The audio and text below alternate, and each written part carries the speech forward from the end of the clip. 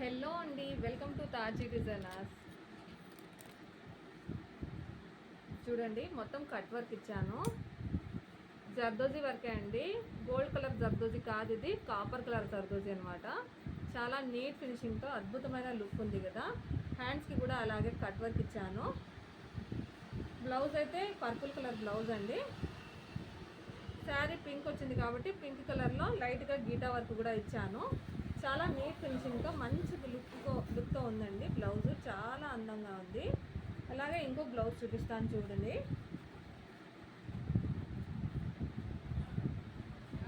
ఇది చూడండి, గీటా work, spring work, కడ్దానా, zardozi అన్ని రకాల వర్కులు ఉన్నాయి.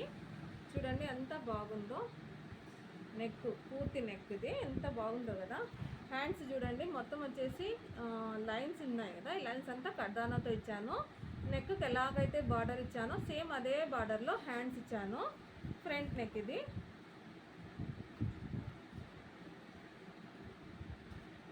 అలాగే ఇంకొకటి బ్లౌజ్ పాపది ఇంతకుముందు చూపించాను కదా స్టిచ్ చేసేటప్పుడు. మొత్తం ఫినిషింగ్ అయిపోయినాక చూడండి ఎలా ఉందో.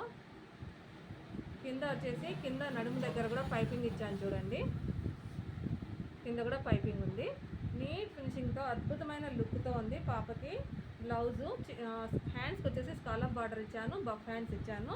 నెక్ కూడా స్కాలప్ బార్డర్ వచ్చింది. చాలా నీట్ ఫినిషింగ్తో అద్భుతంగా ఉందండి. దానికి లెహెంగా వచ్చేసి ఇది సీ బ్లూ కలర్లో లెహెంగా ఉందండి. చాలా నీట్గా అంత బాగుందో కదా. లెహెంగా కూడా చాలా మంచి కలర్ కాంబినేషన్ ఉందండి.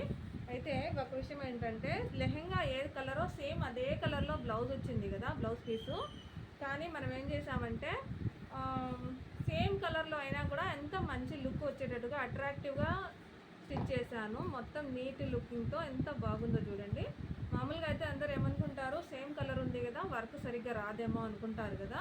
కాదండి, స్టిచ్చింగ్ చేసే వాళ్ళపైన ఆధారపడి ఉంటుంది అది. అంటే డిజైనింగ్ చేస్తే ఎలాగా అయితే బాగుంటుందో అలా ఆలోచించి చేస్తే దానికి లుక్ వచ్చేస్తుందండి ఆటోమేటిక్గా.